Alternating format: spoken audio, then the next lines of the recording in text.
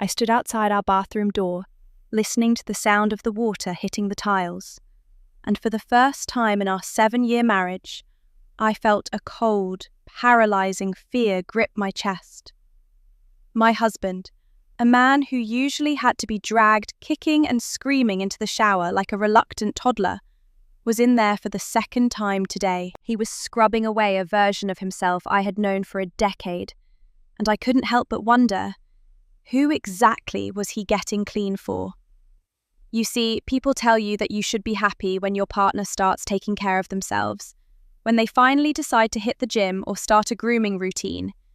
But they don't tell you about the gut-punching realization that happens when you know, deep in your marrow, that the change isn't for you. They don't tell you about the shadow of doubt that starts to grow in the corner of your mind when the man who used to smell like stale coffee and old gym socks suddenly starts smelling like sandalwood and expensive beard oil. It wasn't just the soap, though. It was the way he looked at himself in the mirror when he thought I wasn't watching. It was the way he talked about his new job at the hotel, a place where the hallways whispered secrets and the staff was known for more than just their hospitality. I was standing on the edge of a cliff, looking down at the wreckage of what I thought was a stable life, and I realized that the man behind that shower curtain was becoming a complete stranger to me. To understand why this was so jarring, you have to understand who Mark was before he got this job.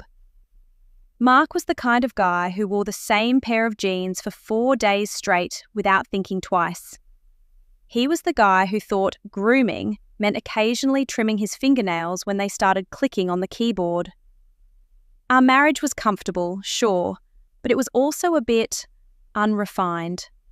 I spent years gently, and sometimes not so gently, nudging him toward basic hygiene. I'd have to remind him to brush his teeth before bed because the smell of his morning breath at 10 p.m. was enough to kill any spark of romance.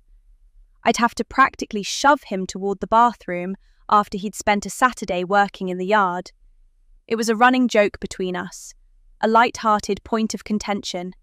"Mark, you're a grown man," I'd say, laughing but serious. "Go wash the outside world off you." And he'd roll his eyes, give me a lopsided grin, and eventually comply. That was our life.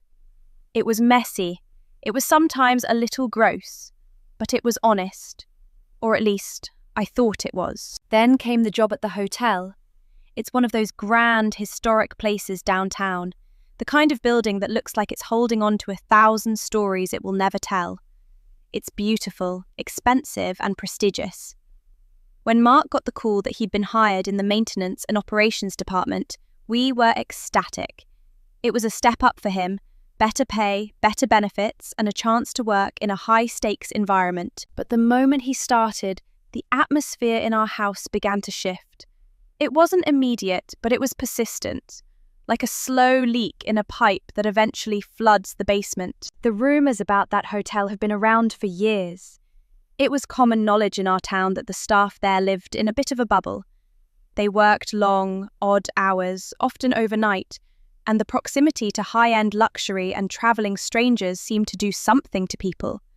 I'd heard stories about hotel marriages, couples who worked together and looked out for each other, but also staff members who treated the empty suites like their own personal playgrounds. People said that the "what happens in the hotel stays in the hotel" mentality was baked into the very foundation of the place. I never thought Mark would be the type to fall into that. He was a homebody. He was a guy who liked his recliner and his video games.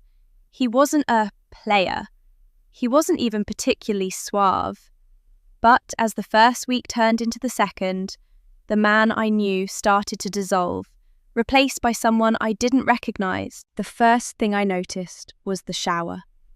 It was a Tuesday evening, and Mark had just walked through the front door after an 8-hour shift.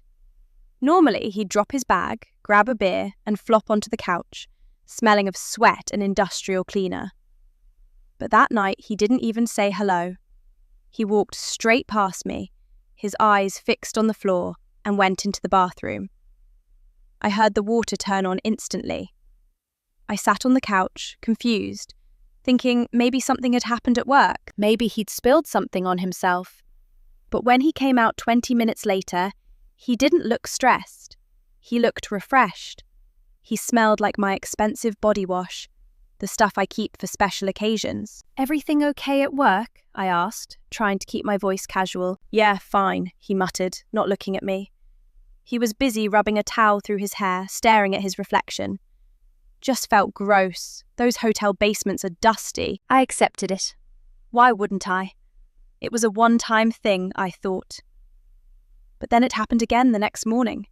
Mark usually rolled out of bed at the last possible second, splashed some water on his face, and bolted out the door. But that Wednesday, he was up an hour early. I woke up to the sound of the shower running again. When I walked into the bathroom to brush my teeth, the room was thick with steam. Mark was standing in front of the mirror, his face covered in shaving cream, carefully sculpting his beard. This was a man who usually let his facial hair grow into a wild, itchy thicket before I finally begged him to trim it. Now, he was using a precision razor. "Getting fancy for the boilers?" I joked, though a tiny knot was already starting to form in my stomach. He didn't laugh. He didn't even crack a smile. "I just want to look professional, Sarah. It's a nice place. I don't want to look like a slob compared to the front desk guys." It sounded logical. It sounded like a man taking pride in his new career. But the knot didn't go away. Over the next few days, the professionalism escalated. He started brushing his teeth twice a day. No, 3 times. He bought a tongue scraper. He bought expensive toothpaste that promised obsidian white results.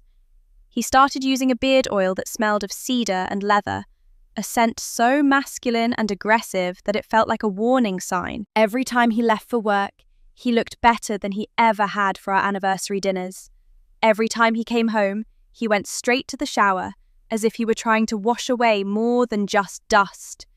He was washing away the evidence of wherever he had been, or whoever he had been with. The most jarring change, however, wasn't the hygiene. It was the gym talk.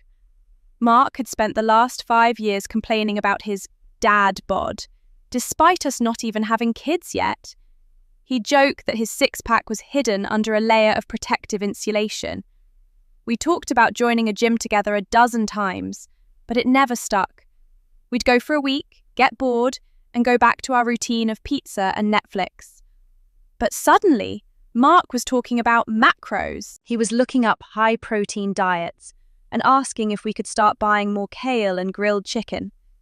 He told me he was going to start hitting the gym, located right inside the hotel before his shifts. "They let the staff use the guest gym?" I asked. "Yeah," he said, his voice flat. "Perk of the job." I watched him pack a gym bag with new athletic wear he'd bought without telling me. Brand-name shirts that hugged his shoulders, shorts that were a little shorter than what he usually wore. He was transforming himself right in front of my eyes, and he wasn't doing it with me. He was doing it in a world I wasn't allowed to see. The more he improved himself, the more he distanced himself from me. We stopped talking about our day. We stopped watching our shows. He was either at work, at the gym, or in the shower. Our physical intimacy, which had always been the anchor of our relationship, began to drift away. When I tried to touch him, he'd pull back, saying he was too tired or just felt sweaty. I started staying up late, sitting in the dark living room, waiting for the sound of his key in the lock. I'd listen to him walk to the bathroom. I'd listen to the water, and I'd wonder, is he cleaning himself up to come to bed with me? Or is he scrubbing off the scent of a woman who works the night shift at the Grand Regency? The doubt was a poison, and it was starting to seep into everything. I knew I couldn't keep living in the silence. I needed to know what was happening behind those heavy, revolving gold doors of the hotel. I needed to know if the man I loved was still in there, or if he'd been replaced by a ghost who smelled like sandalwood and lies. The laundry was the first place I started looking for answers, and it felt like a betrayal just to touch his clothes with suspicion in my heart. For years, I'd been the one grumbling about his grass-stained jeans and the shirts that smelled like a locker room. Now, as I pulled his work uniform out of the dryer, I found myself pressing the fabric to my nose, searching for something that didn't belong. I wasn't looking for dirt anymore. I was looking for a scent. I was looking for the floral notes of a perfume that wasn't mine, or the lingering metallic tang of a hotel bar. What I found was even more unsettling. Nothing. His clothes didn't smell like him anymore. They didn't smell like the man who liked to grill on Sundays, or the man who spent his evenings tinkering with old electronics in the garage. They smelled like industrial-strength bleach and that sharp, artificial lemon scent they use in luxury lobbies. It was as if he was being bleached out of his own life, one shift at a time. I found a receipt in the pocket of his slacks one Friday evening while he was in the shower, his third shower of the day. It was for a high-end coffee shop 3 blocks away from the hotel. 2 lattes, 1 vanilla, 1 plain black. Mark hates vanilla. He thinks flavoured coffee is sacrilege, or at least he used to. I stared at that slip of paper, the heat from the dryer still radiating off it, and I felt a cold sweat break out across my neck. Who was the vanilla latte for? Was it a coworker, a guest, or was it for the person he was becoming, a person who now liked things I didn't know about? I tucked the receipt back into his pocket, my hands shaking. I didn't confront him. I wasn't ready for the lie I knew would follow. Instead, I started watching the way he handled his phone. The phone is always the smoking gun, isn't it? In every story you hear about a marriage falling apart, the phone is the first thing to change. Mark used to leave his phone lying face up on the kitchen counter, the screen lighting up with notifications from YouTube or his fantasy football league. He didn't even have a passcode for the first 3 years we were married. But now, the phone was an extension of his hand. It went into the bathroom with him. It sat face down on the nightstand. And when he did look at it, he angled the screen away from me, his thumb hovering over the glass with a practiced urgency. One night, while he was brushing his teeth, a 3-minute ritual now, timed with an electric toothbrush that hummed like a hornet, his phone buzzed on the bed next to me. I glanced down. It was a message from a contact saved only as front desk. It said, "Are you coming in early tomorrow? The suite is ready." My heart hammered against my ribs so hard it hurt. The suite is ready. What did that mean? He was maintenance. Was he repairing a leaky faucet? Was he fixing a stuck window? Or was the suite a code for something else entirely? I looked toward the bathroom door, watching the silhouette of my husband through the frosted glass. He looked taller, thinner. He'd lost 10 pounds in 3 weeks, his jawline sharpening into something predatory and unfamiliar. When he came out, he saw me looking at the phone. For a split second, I saw a flash of something in his eyes. Not guilt, but annoyance, like I was a hurdle he had to jump over to get back to his real life. "Work?" I asked, my voice cracking slightly. "Yeah," he said, grabbing the phone and sliding it into his pocket. "There's a mechanical issue in one of the penthouses. They need me there at 6 a.m. to oversee the contractors." "You're going in at 6? On a Saturday?" "It's a hotel, Sarah. It doesn't close on weekends," he snapped. It was the first time he'd been truly sharp with me. Usually, Mark was the mediator, the one who calmed me down when I was stressed. Now, he was the source of the friction.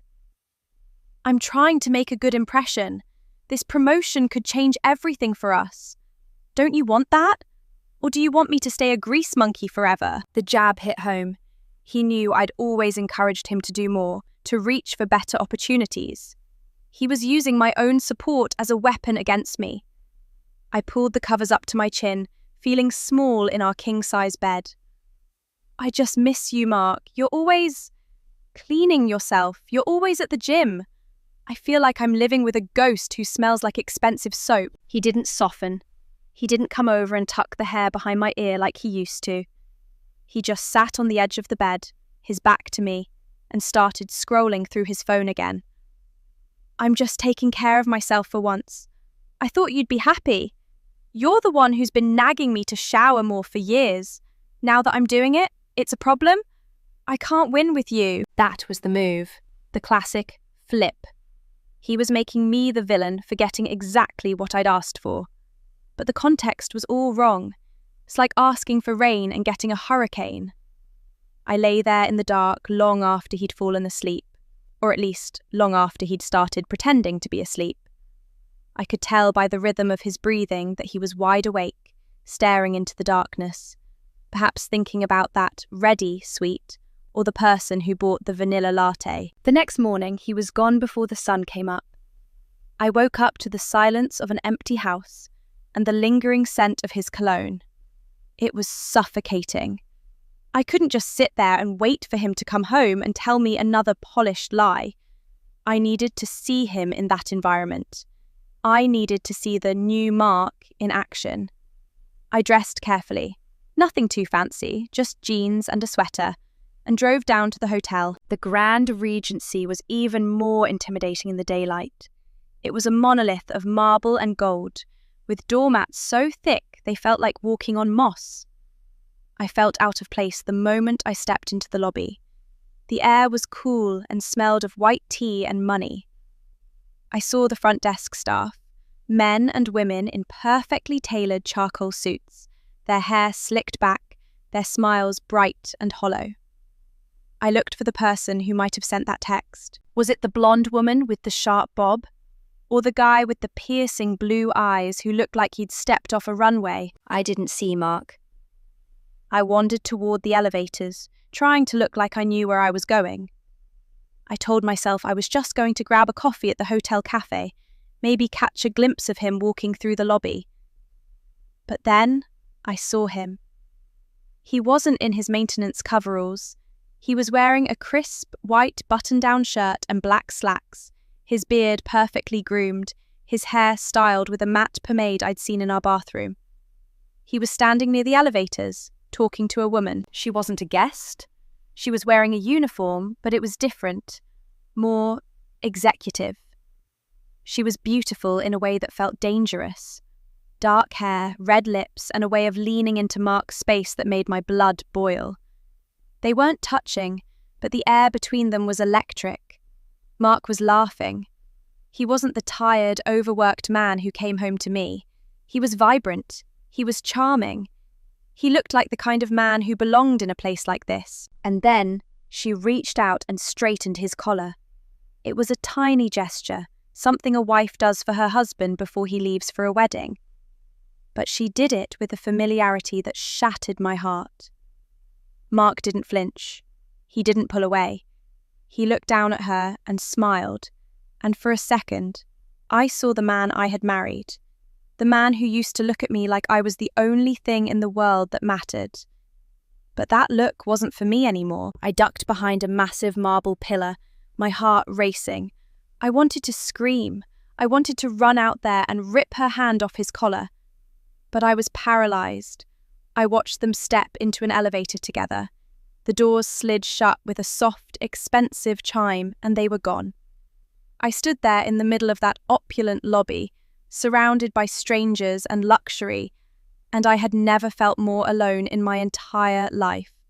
My husband was cleaning himself up, all right. He was scrubbing away every trace of our life together to make room for someone else. I walked out of the hotel and into the bright, harsh sunlight, the realization hitting me like a physical blow. The gym, the showers, the beard oil. It wasn't about a career. It was about a transformation. He was preparing himself to step into a new world, a world where I didn't fit. I drove home in a daze. The image of her hand on his collar burned into my retinas. When I got back to our house, the place felt small and dingy. The piles of laundry, the slightly mismatched furniture, the dust on the baseboards. It all looked like a failure. It looked like the life he was trying to wash off. I went into the bathroom and looked at the array of products he'd bought. The beard balm, the expensive face wash, the whitening strips. I grabbed the bottle of sandalwood oil and unscrewed the cap. The scent filled the room, the scent of his betrayal. I wanted to pour it down the drain. I wanted to throw his new gym bag into the street. But I didn't. I put the cap back on and set it down exactly where it had been. I wasn't going to let him know I knew. Not yet. If he was playing a game of reinvention, I was going to play a game of my own. I was going to find out exactly how far he had gone, and if the suite was really ready for him. The silence in our house after I returned from the hotel was louder than any argument we'd ever had. It was a heavy, suffocating silence that seemed to coat everything in a layer of fine, invisible dust. I walked through our rooms, looking at the life we had built over 7 years, and it all felt like a lie. The framed photos of us on our wedding day, Mark's tie was slightly crooked even then, his hair a bit unruly, but his smile was the most genuine thing I'd ever seen. Now, that man was gone. He'd been scrubbed away, replaced by a polished, scented mannequin who worked at the Grand Regency. I sat on the edge of our bed, the same bed where he'd slept beside me just hours ago, and I felt like a stranger in my own skin. Why wasn't I enough to make him want to be his best self? Why did it take a job at a luxury hotel and a woman with red lipstick to make him care about the way he looked? It was a special kind of hurt, a specific type of rejection that burns deeper than just physical attraction. It was the realization that he was willing to put in the work for a fantasy, but he'd let our reality grow stale and unwashed. That evening, Mark came home later than usual. I heard his truck pull into the driveway, the engine cutting out with a familiar rumble that used to bring me comfort. Now, it just made my stomach do a slow, nauseating flip. I stayed in the kitchen, pretending to be busy with the mail, as he walked through the door. He looked incredible. That was the worst part. His skin was glowing from whatever expensive regimen he was using. His beard was trimmed to perfection, and he was wearing a new jacket I'd never seen before. He smelled like success and betrayal. "Hey," he said, his voice light. He actually came over and kissed my cheek. It was a dry, hollow gesture. Long day. The HVAC system in the East Wing is acting up. I'm exhausted. I looked at him, searching for a crack in the mask. "You look pretty good for someone who's been crawling through vents all day, Mark. Not a speck of dust on you." He didn't miss a beat. "I showered at the gym before I left. I didn't want to bring the hotel grime home with me. I thought you'd appreciate that." He was so good at it. Every suspicion I had was met with a perfectly logical explanation that turned the blame back onto me. If I questioned his cleanliness, I was being ungrateful. If I questioned his hours, I was being unsupportive. He was gaslighting me with hygiene, and it was working. He went straight to the bathroom, his 4th shower of the day, and I stood there listening to the water, feeling like I was losing my mind. But then I saw his gym bag sitting by the front door. He usually took it straight to the laundry room, but tonight he'd left it in the hallway. My heart began to race. I knew I shouldn't. I knew that once you start digging, you can't unsee what you find. But the image of that woman straightening his collar was a thorn in my side that I couldn't pull out.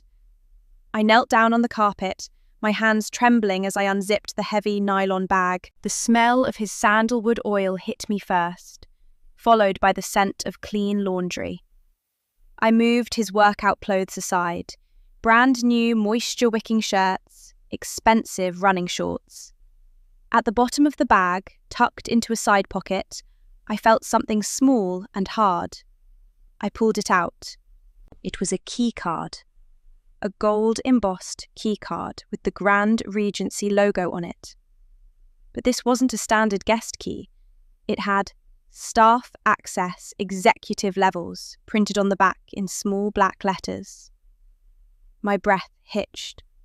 Why did a maintenance worker need executive-level access?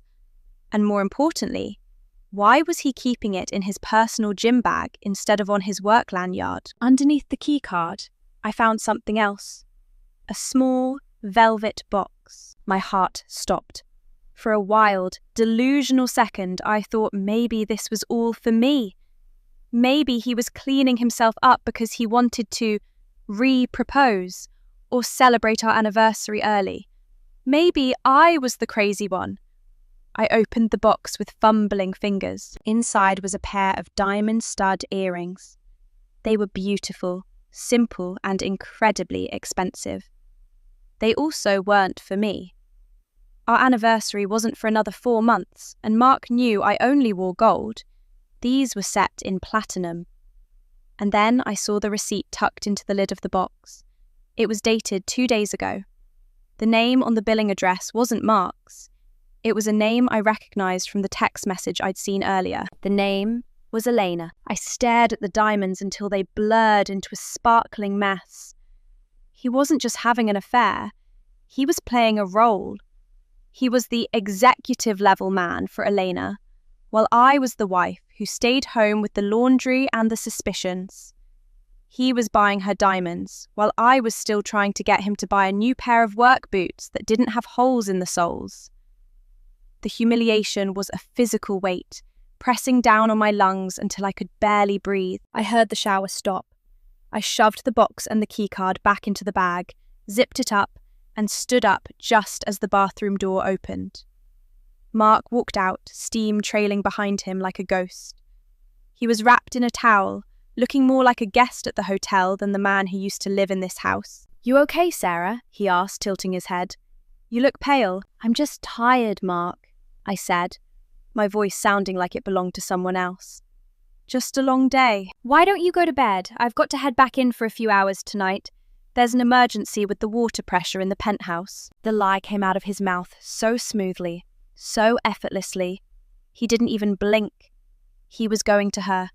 He was going to take those diamonds to the suite that was ready for him.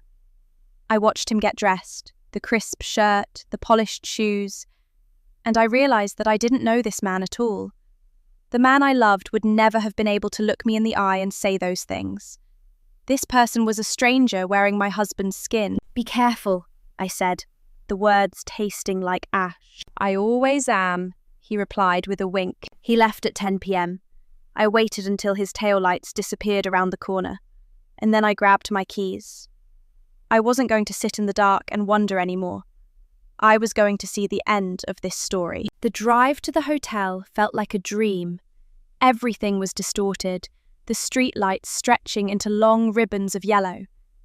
I parked a block away and walked toward the staff entrance this time. I'd seen him go through the front before, but I knew the layout well enough from his early day descriptions to know where the service elevators were. I waited near the employee smoking area, my coat collar pulled up, feeling like a spy in a movie I never wanted to star in. About 20 minutes later, I saw Mark's truck pull into the employee lot. He didn't go in through the service entrance. He walked right around to the front, through those revolving gold doors, like he owned the place. I followed at a distance, my heart hammering a frantic rhythm against my ribs. The lobby was quieter now, the lights dimmed to a warm amber glow. I saw him approach the elevators. He didn't look around. He didn't look like a man doing a late-night maintenance shift. He looked like a man going home. He pulled the gold keycard out of his pocket, the one I'd found in his bag, and swiped it. The elevator doors opened immediately. I waited until the floor indicator started to climb. 10, 12, 15. It stopped at the 22nd floor, the penthouse level. I took the second elevator. My hands were shaking so badly, I had to use both of them to press the button for the 22nd floor. As the lift rose, I felt a strange sense of calm settle over me. The worst part was over. The wondering, the doubting, the feeling like I was the crazy one, that was gone. Now, there was only the truth. And the truth was waiting for me behind a pair of mahogany doors at the top of the world. When the doors opened, the hallway was silent, carpeted in a blue so deep it looked like water. I stepped out, my breath shallow. I didn't have to look far. At the end of the hall, one of the doors was slightly ajar. I could hear music, something soft, jazz-like, the kind of music that plays in the background of a life I didn't belong to. I walked toward the door, every step feeling like I was walking through wet cement. I reached the handle, my fingers brushing the cool brass. I pushed it open just an inch. The suite was beautiful. Floor-to-ceiling windows overlooked the city, the lights twinkling like fallen stars. There was a bottle of champagne in a silver bucket on the table, and there, standing by the window, was Mark. He was holding a glass of wine, looking out at the view. Then she walked into the frame. Elena. She was wearing a silk robe, her dark hair loose around her shoulders. She walked up behind him and wrapped her arms around his waist. He leaned back into her, closing his eyes, a look of pure, unadulterated peace on his face. He looked happy. "Did you bring them?" she whispered, her voice carrying clearly in the quiet room. Mark reached into his pocket and pulled out the velvet box. He turned around, holding it out to her. "For the woman who helped me find myself," he said. I felt the floor drop out from under me. Find himself. That's what this was. He wasn't just cheating. He was auditioning for a better life. He was using her to become the man he thought he deserved to be, leaving me behind like a piece of junk mail he no longer needed to read. I could have walked in then. I could have made a scene, screamed, thrown the champagne, and let the whole hotel know what kind of man he was. But I didn't. I stood there in the shadows of the hallway, watching my husband give diamonds to another woman in a room that cost more per night than our monthly mortgage. I realized that the man I wanted to fight for didn't exist anymore. He'd been washed away in a dozen showers, scrubbed out with sandalwood oil and lies. I backed away from the door, my movements silent. I walked back to the elevator, rode it down to the lobby, and walked out into the cold night air. I didn't cry. I didn't feel angry. I just felt empty, like a house that had been gutted by fire, leaving only the charred frame behind. I drove home, but I didn't go inside. I sat in my car in the driveway, looking at our little house. It looked so small, so ordinary. I realized then that the cleanliness Mark was chasing wasn't about hygiene. It was about escaping the mess of a real life. He wanted the diamond earrings and the penthouse views because he was too weak to handle the dirt and the grass stains of a real marriage. I went inside, but I didn't go to bed. I went to the bathroom. I gathered up every single one of his new products. The beard oil, the obsidian white toothpaste, the matte pomade, the expensive face wash. I took them all to the kitchen and lined them up on the counter. Then I found a permanent marker. On each bottle I wrote one word: liar, coward, thief, stranger. I left them there, a neat little army of his new identity, waiting for him to come home and see exactly what he'd become. Then I went to the bedroom and started packing my bags. But I wasn't packing to leave him. Not yet. I was packing to take back the life he thought he could just wash away. The sun was just beginning to bleed over the horizon, casting a cold grey light into the kitchen, when I heard the familiar rumble of his truck in the driveway. I hadn't slept. I'd spent the last 6 hours sitting at the kitchen table, staring at that row of expensive grooming products, each one a tiny monument to his vanity and his betrayal. I'd packed 2 suitcases, my essentials, the things that actually mattered, and left them by the back door, hidden in the shadows. I wasn't going to be the one to run. I wasn't going to slink away in the middle of the night like a thief. This was my home too. Or at least, it had been before he'd tried to scrub the us out of it. The front door clicked open. Mark walked in, and for a moment he didn't see me. He looked invigorated. He looked like a man who had just spent the night in a penthouse suite, drinking vintage champagne and being adored by a woman who didn't know the dirty version of him. He was whistling a low, soft tune, the same jazz melody I'd heard in the hallway of the hotel.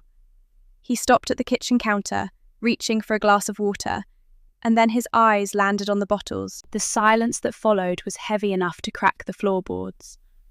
I watched him from the shadows of the breakfast nook, my heart cold and steady. I wasn't shaking anymore. The fear had burned off hours ago, leaving only a hard, diamond-sharp clarity. He picked up the bottle of sandalwood oil. He stared at the word liar written in thick black ink across the label. He set it down slowly, his fingers trembling just enough to be visible. Then he picked up the face wash. Coward. The toothpaste. Stranger. The pomade. Thief. He didn't turn around. He just stood there, his back to me, his shoulders slumped as if the weight of his new life were finally starting to crush him. "Sarah?" he whispered, his voice cracking. "Was the penthouse worth it, Mark?" I asked. My voice was calm, which I think scared him more than if I'd been screaming. "Was the view from the 22nd floor better than the view from our front porch?" He turned around then, and the man I saw wasn't the polished executive from the hotel. He looked small. He looked caught. The light from the window hit his face, and for the first time I noticed how tired he looked behind the expensive moisturizer. The new Mark was a costume, and the seams were starting to rip. "I can explain," he started, the classic opening line of every unfaithful man in history. "Don't," I snapped. "Don't insult me with another polished lie. I was there, Mark. I saw you. I saw the earrings. I saw her straighten your collar. I saw the way you looked at her, like she was the prize and I was the consolation. How long have you been scrubbing me off your skin every single day?" He sank into one of the kitchen chairs, the same chair where he used to sit and tell me about his day over a plate of messy spaghetti. It's not what you think. It wasn't just about her." "Oh, then what was it about? The gym? The white teeth? The executive key card? You're a maintenance man, Mark. You fix boilers and light fixtures. Since when do you have staff access executive levels?" He put his head in his hands, his perfectly styled hair finally starting to come apart. "The hotel. It does something to you, Sarah. You see these people coming in with their luggage that costs more than my truck. You see them looking at you like you're part of the furniture. And then there's the staff. They're all so perfect. Elena, she's the floor manager. She didn't look at me like I was the guy who fixed the toilets. She looked at me like I was someone who belonged there. She told me I had potential. She said I could be more than just a guy in coveralls." I felt a surge of pure, unadulterated disgust. "So you decided to become a ghost? You decided to erase 7 years of marriage because some woman in a suit told you that you were special?" I loved the guy in the coveralls, Mark. I loved the guy who came home smelling like sweat and hard work because I knew that man was real. I knew that man was mine. This version of you. He's a hollow shell. He's a product. You didn't find yourself, Mark. You manufactured a person that didn't exist. "I just wanted to feel like I mattered," he shouted, suddenly standing up. "I spent years being the guy who didn't care. I was lazy. I was messy. I let myself go. And you stayed. But I felt like I was disappearing. At the hotel, when I put on those clothes, when I smelled like that oil, I felt alive. I felt like people actually saw me." "I saw you every single day," I screamed back, the tears finally starting to sting my eyes. "I saw you when you were at your worst, and I stayed. I saw you when you were struggling, and I supported you. You think she's going to stay when the executive level fantasy ends? You think she wants the guy who actually has to work for a living? She wants the man you're pretending to be. I wanted the man you actually were." He looked at the bottles on the counter again, his expression shifting from anger to a hollow kind of grief. She makes me feel like I'm moving forward, like I'm finally clean of all the mediocrity." "Mediocrity," I whispered, the word cutting deeper than any of his lies. "Our life was mediocre to you." He didn't answer. He couldn't. He just looked at his hands, those clean, manicured hands that hadn't touched a wrench in weeks. I realized then that the affair with Eleanor was just a symptom. The real betrayal was that he hated the life we had built.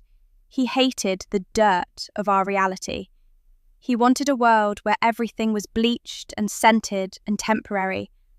A world where you could check out when things got difficult. "I've packed my things," I said, my voice cold again. "But I'm not leaving yet. I want you to look at this house, Mark. Really look at it. This is the life you're throwing away for a room that isn't even yours. This is the woman who loved you when you were mediocre. And now you can have your executive-level life. You can have the diamonds and the champagne and the woman who only knows the man you're pretending to be. But you can't have me. You can't have the only person who actually knew your name before you decided to change it." I walked toward the back door, grabbing my suitcases. He didn't move to stop me. He didn't even look up. He just sat there in the grey morning light, surrounded by his liar and coward bottles. A man who had finally achieved the perfect, sterile life he wanted, and realised there was nothing left inside it. As I put my bags in the car, I looked back at the house one last time. I thought about all those years I'd begged him to take a shower, to care just a little bit more. I realised that you should be careful what you wish for. Sometimes, when someone starts cleaning themselves up, they aren't just washing away the dirt, they're washing away the history, they're washing away the connection. They're making themselves smooth so they can slip right out of your hands. I started the engine, the sound loud in the quiet neighbourhood. I didn't know where I was going, but I knew I couldn't stay in a place that smelled like sandalwood and secrets. I drove away, watching the house get smaller in the rearview mirror, and for the first time in weeks, I felt like I could finally breathe. The air was cold, it was biting, and it didn't smell like anything but the truth. I drove until the city lights started to fade into the hazy grey of the suburbs, my hands still gripping the steering wheel so tight my knuckles were white. I didn't have a plan. I didn't have a destination. All I had were 2 suitcases and a heart that felt like it had been put through a paper shredder. I ended up at a budget motel on the outskirts of town, a place that was the polar opposite of the Grand Regency. The carpet was thin and smelled of stale cigarettes. The walls were painted a depressing shade of beige, and the light over the door flickered with a rhythmic, annoying buzz. It was honest. It didn't pretend to be a palace. It was just a room for someone with nowhere else to go. I sat on the edge of the bed, the springs groaning under my weight, and I finally let the tears come. Not the quiet, dignified tears of a movie protagonist, but the ugly, racking sobs of a woman who had just watched her entire world dissolve into a cloud of expensive cologne. I thought about the first time I met Mark. He was wearing a t-shirt with a mustard stain and his hair was a mess, and I thought he was the most handsome man I'd ever seen because he was real. He was grounded. He was the kind of man who would hold your hand while you were sick, and didn't care if you hadn't brushed your teeth in 12 hours. Where did that man go? Was he ever really there? Or was he just waiting for a reason to throw it all away? The next few days were a blur of silence and survival. I went to work, I ate microwave meals, and I ignored the dozens of texts and calls from Mark. He sent apologies, he sent excuses, he sent "I love yous" that felt like poisoned candy. I didn't reply to any of them. I wasn't ready to hear the sound of his voice, the voice that had whispered to Elena in that penthouse suite. But even in the silence, I couldn't stop thinking about the hotel. It was like a magnet, pulling my thoughts back to its marble floors and its hidden secrets. I started to realise that Mark wasn't the only one who had been changed by that place. I was changing too. I was becoming hyper-aware of everything. I found myself scrubbing my small motel bathroom until my fingers were raw. I couldn't stand the sight of a stray hair or a water spot. I was catching his cleanliness like a disease, a desperate attempt to regain some kind of control over a life that had spiraled out of my hands. I understood it now, the lure of the sterile. If everything is clean, nothing can hurt you. If everything is polished, there are no cracks for the truth to leak through. But the truth has a way of finding its way out, no matter how much bleach you use. About a week after I left, I received a phone call from a number I didn't recognize. It was a woman's voice, sharp and professional, but with an underlying tremor of anxiety. "Is this Sarah?" she asked. "Who is this?" My name is Chloe. I work at the Grand Regency. I'm a friend of Mark's. Or I was. Look, I shouldn't be calling you, but things are getting really weird here, and I think you need to know the truth about what's happening with your husband. My heart skipped a beat. What do you mean, weird? Mark. He's not just working maintenance anymore. He's been spending all his time with the floor manager, Eleanor. But Sarah, Eleanor isn't who he thinks she is. She's been using him. There's a group of them, some of the higher level staff, and they have this game. They pick someone they think is fixable or moldable, and they turn them into a project. They call it refining the raw. They give them the clothes, the products, the access. They make them feel like they're part of the elite.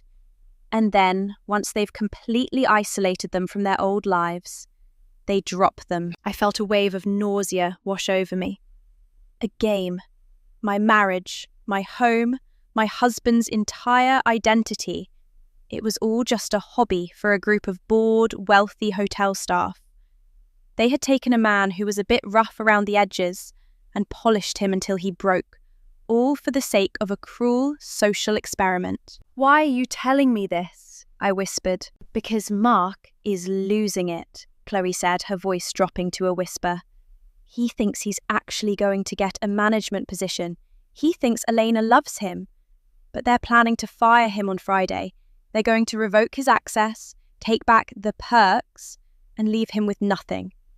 I've seen them do it before, but never to someone who was married. It's cruel, Sarah. Even for this place, it's cruel. I hung up the phone, my mind racing. Part of me wanted to laugh. It was poetic justice, wasn't it? Mark had thrown away a real life for a fake one, and now the fake one was about to spit him out. He'd scrubbed himself clean of me, only to find out he was nothing more than a disposable toy for a woman in a silk robe. I could have just let it happen. I could have sat back and watched him hit rock bottom, but as I looked at the liar and coward labels I'd written, I realized that I didn't want him to be destroyed. Not like that. Not by people who looked at a human being as a project. I wanted him to see the truth, but I wanted him to see it on his own terms. I wanted him to realize that the dirt he was so afraid of was actually the only thing that was holding him together. I checked the calendar. Friday was tomorrow. I didn't go back to the hotel as a victim. I didn't go back to beg for him.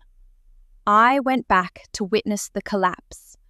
I dressed in my best suit, not a hotel uniform, but something that was undeniably me. I did my hair, I put on my gold earrings, and I walked through those revolving doors with my head held high. I didn't look at the marble or the gold. I looked straight ahead. I went to the hotel bar, the one that overlooked the lobby. I ordered a drink and waited. I knew the rhythm of the place now. I knew when the shifts changed. I knew when the executive level meetings happened. And I knew exactly where Mark would be when the hammer dropped. At 5 p.m, I saw them. Mark was walking across the lobby, looking every bit the refined gentleman. He was wearing a tailored suit I'd never seen before, his hair perfectly coiffed, a confident smile on his face. He was heading toward the elevators, likely going to meet Eleanor for their nightly briefing. He looked like he was on top of the world. Then, the security guards stepped out from behind the front desk. They weren't the friendly, nodding guards I'd seen before. These were the escort guards. They intercepted Mark before he could reach the elevators. I watched from the balcony, my heart in my throat. I saw Mark's expression shift from confusion to concern to outright panic. He was gesturing, pointing toward the upper floors, probably calling for Elena. But Elena wasn't coming. I saw her standing on the mezzanine level, just a few yards away from where I was sitting. She was looking down at the lobby, her arms crossed, a small, bored smile on her face. She didn't look like a woman in love. She looked like someone watching a movie she'd already seen a dozen times. She caught my eye for a brief second, And in that moment, I saw the vacuum where her soul should have been. She didn't even recognize me. I was just another guest, another background character in her carefully curated life. Mark was being led toward the service exit. They didn't even let him go out the front. They took his key card, they took his lanyard, and they handed him a small cardboard box containing his things: his beard oil, his whitening strips, his expensive pomade. The new Mark was being evicted. I finished my drink, paid the bill, and walked down the stairs.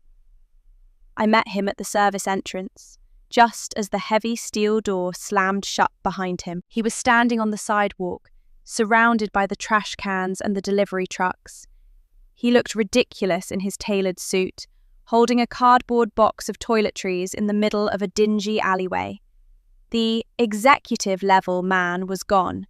All that was left was a guy who didn't know who he was anymore. He saw me, and for a moment, I thought he might cry. "Sarah," he croaked. They fired me. Elena, she won't even take my calls." I looked at him. Really looked at him. I looked at the expensive suit that was now stained with the grease of the delivery entrance. I looked at the perfectly groomed beard that was trembling with his sobs. "I know, Mark," I said softly. "I know." "I thought I was someone else," he whispered, looking down at the box in his hands. "I thought I was better than us." "You weren't better, Mark. You were just cleaner. And cleanliness doesn't mean anything if there's nothing underneath it but fear." "What do I do now?" he asked, looking at me with those familiar, lost eyes. "You go find a shower," I said, a small, sad smile touching my lips. "But this time, Mark, do it for yourself. Not for a hotel, not for a woman in a silk robe, and definitely not for me. Just wash off the person you were pretending to be and see who's still there." I turned and walked away, leaving him in the alley. I didn't look back. I had my own life to rebuild, a life that might be a little messy, a little dusty, and a little unrefined. But it was going to be real, and in a world of marble and gold, that was the only thing that actually mattered. The drive back to my motel room was the longest 15 minutes of my life. The adrenaline that had carried me through the lobby and into that alleyway was beginning to ebb, leaving behind a cold, hollow ache in my bones. I had seen the man I loved reduced to a punchline in a cruel joke, and yet I didn't feel the triumph I thought I would. I just felt tired. I pulled into the gravel lot of the motel, the neon "vacancy" sign buzzing like a trapped insect, and I realized that my life had become a series of temporary spaces. First, the house that felt like a museum of a dead marriage, and now this room that smelled of industrial floor wax and broken dreams. I sat on the edge of the polyester bedspread, the pattern so garish it hurt my eyes, and I opened my laptop. I had been so focused on the physical evidence, the showers, the scents, the secret meetings, that I hadn't even looked at our digital life. We had a joint bank account, something I'd never really monitored because Mark was always the steady one. He wasn't a big spender. He was the guy who bought his jeans at warehouse clubs and waited for sales to buy power tools. But as I logged in and the transaction history loaded, my breath caught in my throat. The new Mark hadn't just been a physical transformation. He had been a financial heist. There were thousands of dollars in charges over the last month.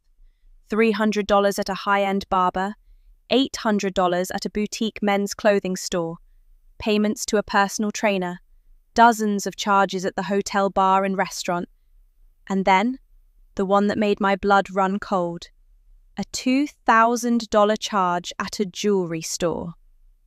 The diamonds. He hadn't just cheated on me, he had used our shared savings, the money we were putting aside for a down payment on a bigger house, to fund his audition for a life with someone else. He had literally gambled our future on a game he didn't even know he was playing. I closed the laptop with a snap, the sound echoing in the small room. The humiliation was complete. He hadn't just scrubbed me off his skin. He had drained the life out of our bank account to pay for the soap. I felt a sudden, violent urge to go back to the hotel and scream at Elena, to tell her that she'd been playing with stolen goods. But I knew she wouldn't care. To her, the money was just as fake as the man. It was all part of the refinement. I spent the next 3 days in a state of hyper-focused motion. I called a lawyer. I moved my remaining things out of our house while Mark was wherever he was. I didn't want to know. I changed the locks, even though the house was technically half his. I didn't care about the legalities in that moment. I just wanted to feel like there was one place in the world where he couldn't walk in and leave a trail of sandalwood oil. It was during one of these packing sessions that I found his real work bag, the one he'd used before the hotel. It was tucked away in the back of the hall closet, covered in a fine layer of dust. I opened it, and the smell of the old Mark hit me like a physical blow. It smelled of old copper, WD-40, and the cheap peppermint gum he used to chew. It was a messy, honest smell. I found a crumpled-up receipt from a hardware store, a half-eaten bag of pretzels, and a photo of us from 3 years ago tucked into a side pocket. We were at a county fair, both of us covered in powdered sugar from a funnel cake, laughing like idiots. He looked so happy. He looked so dirty. And I realised then that the refining the raw game worked because it targeted the one thing most people are ashamed of, their own humanity. They convinced him that the powdered sugar and the WD-40 were mediocre, and he believed them because he was too afraid to be ordinary. On the 4th day, he showed up. I was in the driveway, loading the last of my boxes into my car when his truck pulled up. It was a different truck, a shiny, late-model black pickup that he must have traded his old one for. Another executive-level purchase we couldn't afford. He got out, and he looked like a ghost of the man I'd seen in the alley. He was wearing an old t-shirt and jeans, but they didn't fit him right anymore. He'd lost too much weight from his macro-counting gym sessions. His beard was overgrown and ragged, the perfect trim long gone. "Sarah," he said, standing at the edge of the lawn. He didn't come closer. He knew he didn't belong on that grass anymore. I went to the motel. They said you checked out. "I'm moving, Mark. I'm moving on. Please," he said, his voice a ragged whisper. "I have nowhere to go. The hotel, they sent me a bill for the perks.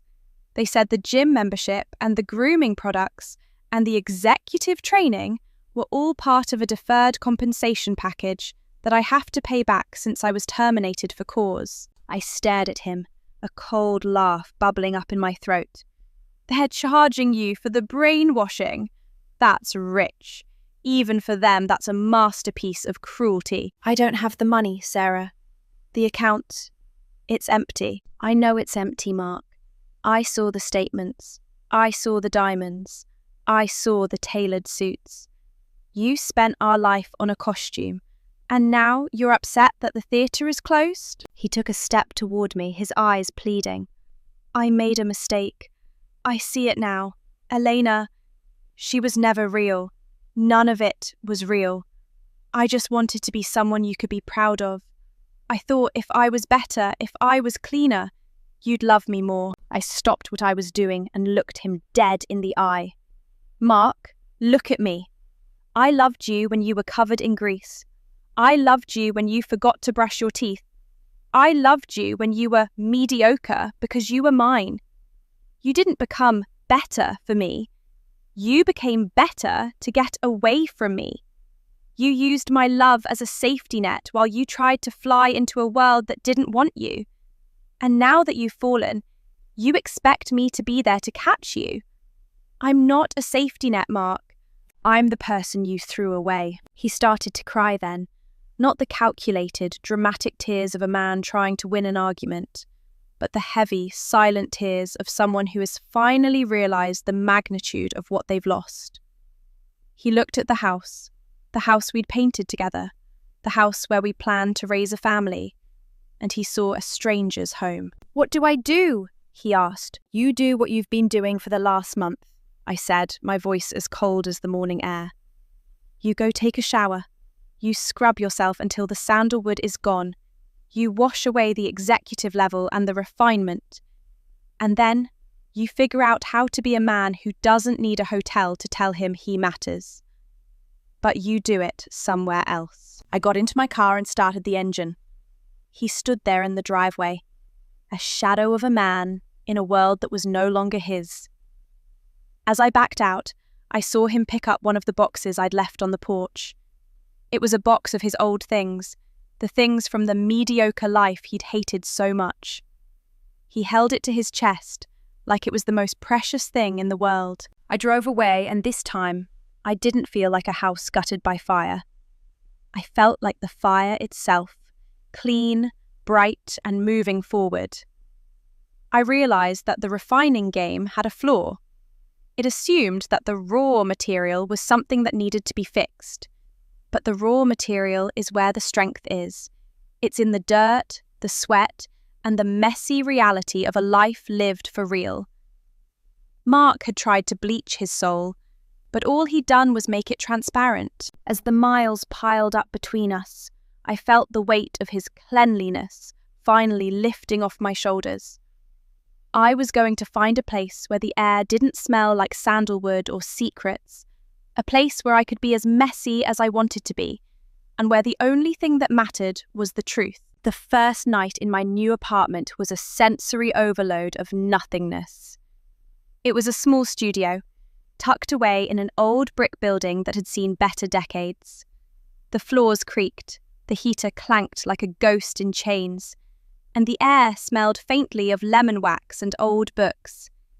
It was a far cry from the marble-clad hallways of the Grand Regency, and it was light years away from the house I had shared with Mark. I sat on the floor, surrounded by the few boxes I'd managed to salvage, and I realized that silence has its own kind of weight. For weeks, the sound of the shower had been the soundtrack to my life, a constant, rhythmic reminder that my husband was washing me away. Now, the only sound was the wind whistling through the ill-fitting window frame. I spent those first few days unrefining myself. It's a strange thing what happens to your brain when you've been gaslit by someone's appearance. I found myself looking in the mirror and wondering if I was enough. If I was too messy, too ordinary, too raw. Mark had made me feel like our shared life was a pile of laundry that needed to be bleached. And even though he was gone, the stain of that feeling remained. I had to learn how to exist in a space that wasn't perfectly curated. I had to learn that a dish in the sink wasn't a failure of character, and a little bit of dust on the bookshelf wasn't a sign of a mediocre soul. Then the legal reality started to set in. My lawyer called me with the breakdown of our joint finances, and it was worse than I'd feared. Mark hadn't just spent our savings. He'd opened 2 new credit cards in both our names. He'd used his executive-level status to charm some low-level bank employee into bypassing the usual verification. He owed nearly $40,000 to luxury retailers, high-end gyms, and of course, the hotel's professional development fund. I was tethered to his fantasy by a mountain of debt. How is this possible? I asked my lawyer, my voice shaking. He was a maintenance man. How did he convince anyone he had this kind of money? Presentation, Sarah, the lawyer replied with a sigh. People believe what they see. He looked the part, he smelled the part, and he had the backing of a prestigious institution. In this world, if you look like you belong, people stop asking questions. It was the ultimate irony. Mark had spent a fortune to prove he wasn't mediocre, and in doing so, he'd become a common criminal. He'd traded his integrity for a bottle of sandalwood oil and a platinum-set lie. I had to face the fact that I would be paying for his transformation for years to come. Every paycheck I earned would go toward the diamonds he gave to Eleanor, toward the tailored suits he wore while he laughed at our life. A week later, a package arrived at my door. There was no return address, but I knew the handwriting. It was cramped and shaky, the handwriting of the man I used to know, not the polished script he'd practiced for his hotel reports. Inside was a single item, his old work shirt, the one with the grease stains and the frayed collar. Tucked into the pocket was a note. "I found this in the trash," it read. "I'm trying to get the smell back. I'm trying to remember who I was before the soap. Please, Sarah, just one more chance to show you I can be the guy you loved." I held the shirt to my face, and for a second I felt that old, familiar pull. I could see him in my mind, the version of Mark who made me laugh until I couldn't breathe, the man who held me when my mother died, the man who was real. But then, I caught a whiff of something underneath the old grease, a faint, lingering scent of cedar and leather. The sandalwood. It was still there, buried in the fibres, a permanent reminder of the man he'd chosen to become. You can't just put on an old shirt and expect the skin underneath to be the same. I didn't call him. I didn't write back. I took the shirt and walked it down to the dumpster at the end of the alley. As I dropped it in, I felt a strange sense of closure. He was trying to reverse refine himself, but he was missing the point. You don't find yourself by changing your clothes or your hygiene. You find yourself by standing in the mess and refusing to look away. A few days later, the news broke about the Grand Regency. It started as a small story on a local blog, but it quickly exploded into a city-wide scandal. Several former employees had come forward with stories of psychological manipulation and unethical labour practices. They described a culture of competitive grooming, where staff members were encouraged to take out loans to maintain a certain aesthetic standard. There were whispers of the refinement game, and several high-level managers, including a woman named Elena, were being investigated for fraud and harassment. It turned out that Mark wasn't the only project. There had been dozens of them, men and women from working-class backgrounds who were lured in with the promise of executive access, only to be drained of their savings and discarded when the game was over. Elena and her circle were using the hotel's resources to play God with people's lives, creating a revolving door of perfect employees who were too indebted and too isolated to ever leave. I watched the news report in my small apartment, eating a bowl of cereal and feeling a cold, dark satisfaction. They had tried to turn humanity into a luxury product, and now the factory was burning down. I thought about Mark, and I wondered if he was watching too. I wondered if he felt like a victim, or if he still felt like a failure. The phone rang that evening. I knew it was him before I even looked. "Did you see?" he asked when I finally picked up.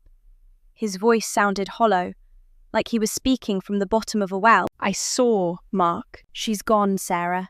Elena. She disappeared before the police could even question her. They found her office empty. They said she'd been doing this for years at different hotels. She's a professional." "She was a mirror, Mark," I said, my voice steady. "She just showed you the person you were too afraid to be on your own.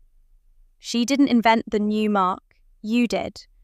She just gave you the products to build him." "I'm so sorry," he sobbed. "I'm so sorry. I lost everything. I lost the house, the money, the job. I lost you. And for what? For a bunch of people who thought I was a joke." "You weren't a joke to me, Mark. But you made our life a punchline. And that's something no amount of scrubbing can fix." I hung up the phone for the last time. I realized then that the refining the raw game was never really about the people being refined. It was about the people doing the refining, their need to feel superior, their need to believe that they were the masters of their own reality. And Mark had been the perfect target because he didn't value the raw.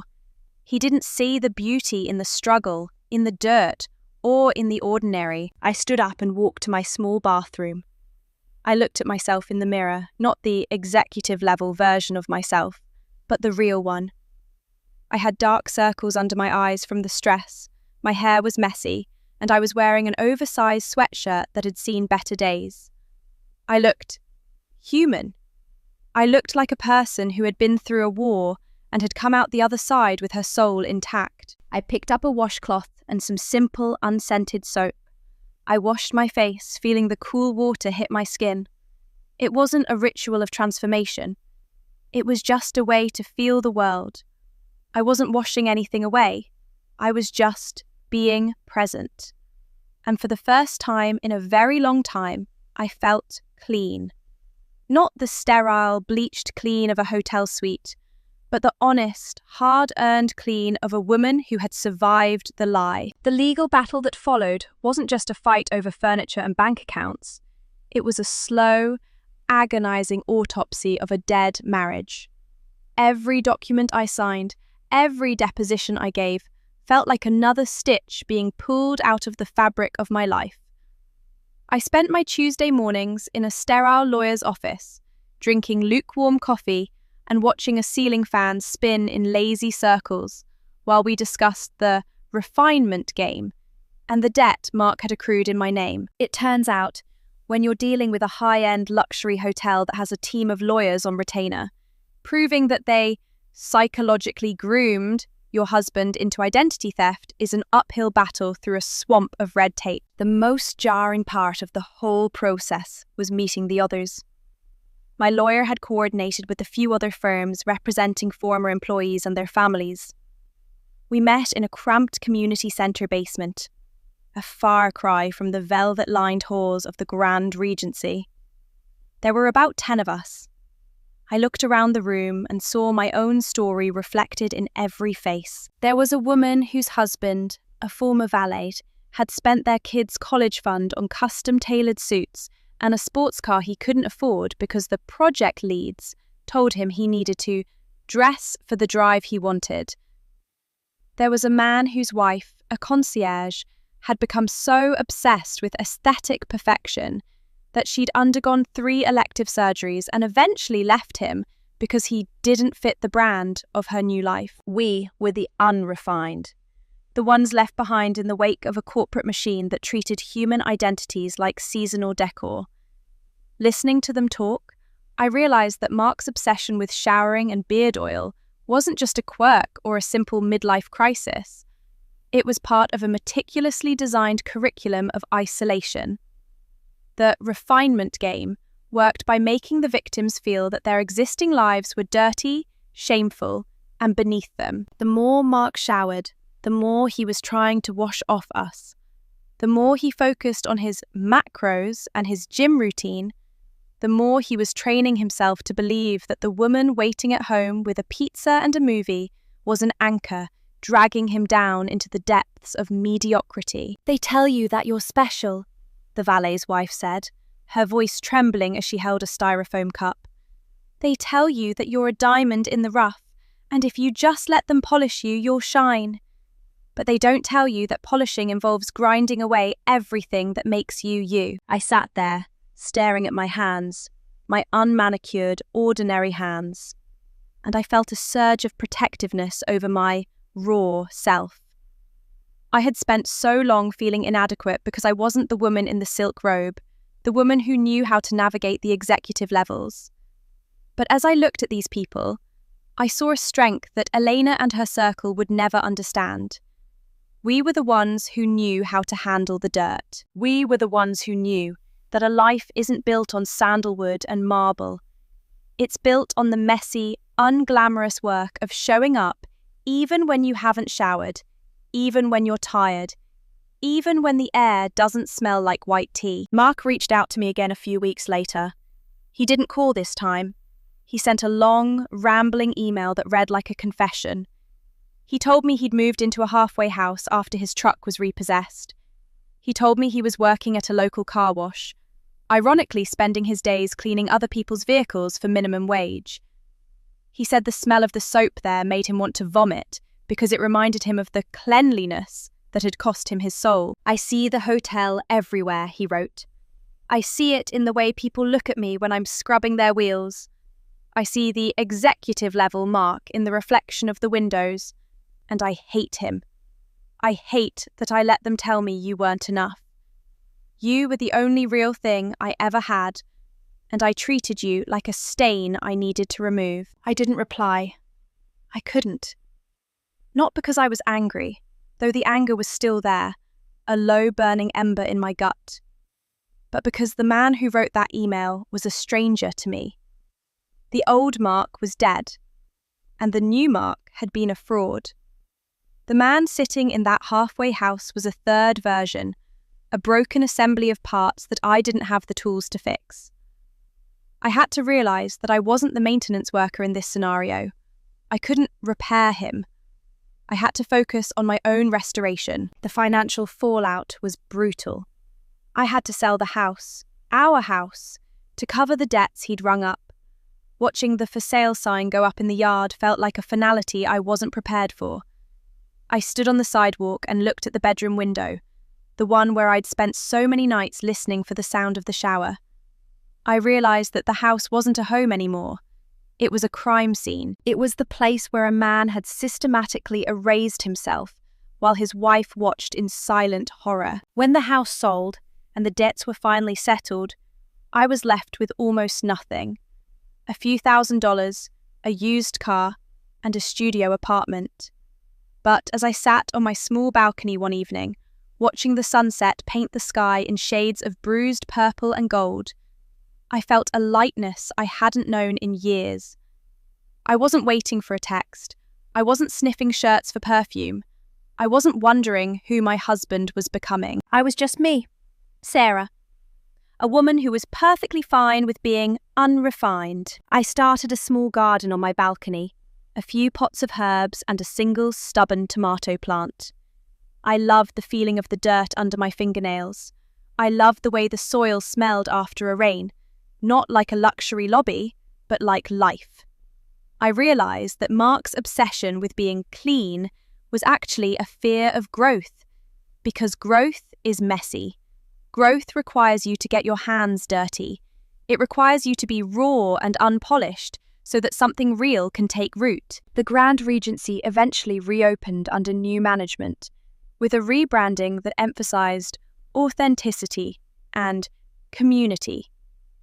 They tried to sweep the scandal under the rug, calling the refinement game an isolated incident involving a few rogue employees. But the city didn't forget. Every time I drove past those gold revolving doors, I didn't see luxury. I saw a hollow monument to vanity. I saw a place that tried to convince people that they could buy a better version of themselves, as long as they were willing to pay with their souls. I never saw Elena again. There were rumours she'd moved to Dubai or perhaps London to start the game in a new market. She was a ghost, a phantom of the executive level, who existed only in the shadows of high-end suites. She didn't matter. She was just the mirror. The real story was about the people who stayed behind to pick up the pieces. As for Mark, I heard through a mutual friend that he'd eventually moved back in with his parents. He was in therapy, trying to understand why he was so susceptible to the refinement lure. I hoped he'd find his way back to himself, but I knew I couldn't be the one to guide him. Our paths had diverged in that hotel lobby, and there was no way to bridge the gap between the penthouse and the alleyway. I looked at my own reflection in the window of my balcony door. I didn't have a sculpted jawline or perfectly styled hair. I didn't smell like sandalwood or cedar. I just looked like a woman who had survived a storm. And as I turned back to my little garden, reaching out to touch the leaves of my tomato plant, I knew that I was finally, truly clean. Not because I'd scrubbed myself until I was smooth, but because I'd embraced the dirt of my own life and found the beauty in it. The first frost of the year arrived like a cold clarity, turning the world outside my studio window into a landscape of silver and glass. It felt appropriate. My life had been stripped down to its barest essentials, and for the first time in years, I wasn't afraid of the cold. I had spent so much time in the humid, scented heat of Mark's obsession that the bite of the winter air felt like a homecoming. I stood in my kitchen, brewing a pot of the cheapest, strongest coffee I could find, the kind Mark used to call sacrilege, and I watched the steam rise in the early morning light.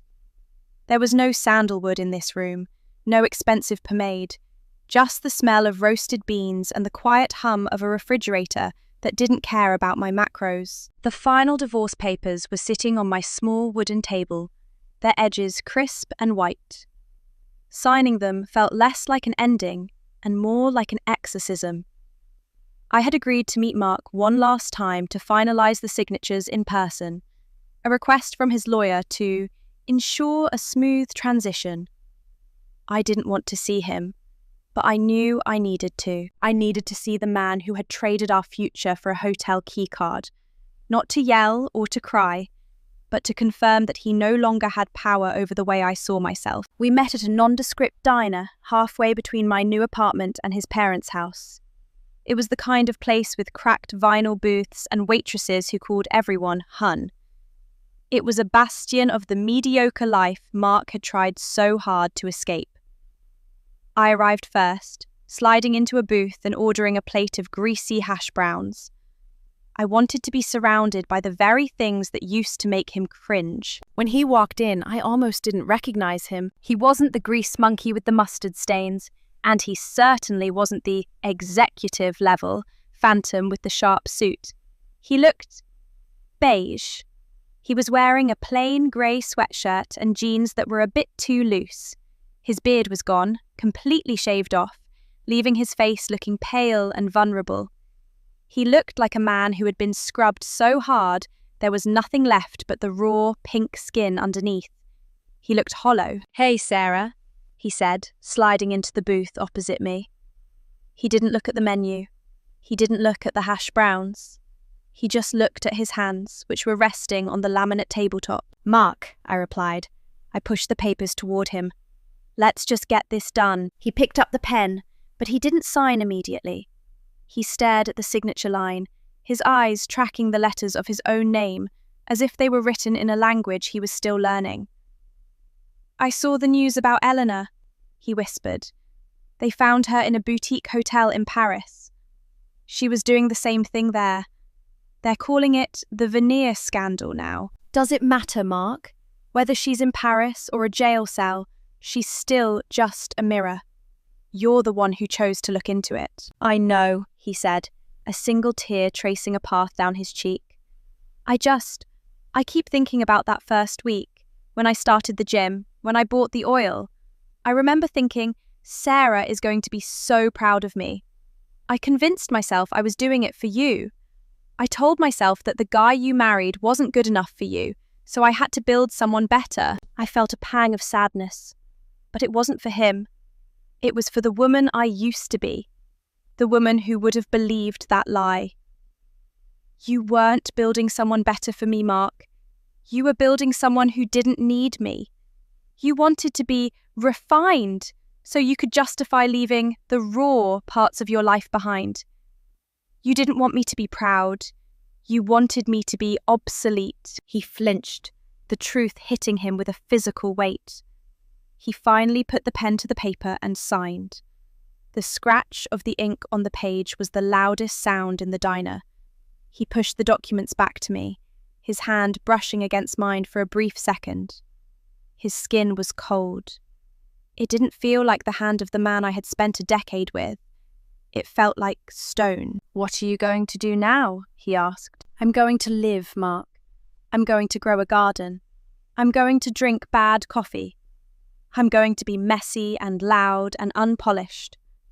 And I'm going to do it without wondering if I'm cleaning myself enough for someone else's standards." I stood up, leaving the hash browns half-eaten. I didn't say goodbye. There was nothing left to say.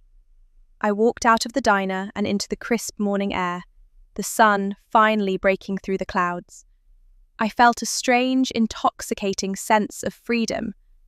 I had spent so long trying to fix a man who wanted to be a statue that I'd forgotten how it felt to be a person. As I drove back to my studio, I realized that the refinement game is a trap we all fall into sometimes. We think that if we just buy the right products, hit the right weight, or work in the right building, we'll finally be clean. We think that the dirt of our lives is something to be ashamed of, something to be bleached out and hidden away. But the dirt is where the flowers grow. The sweat is a sign of effort.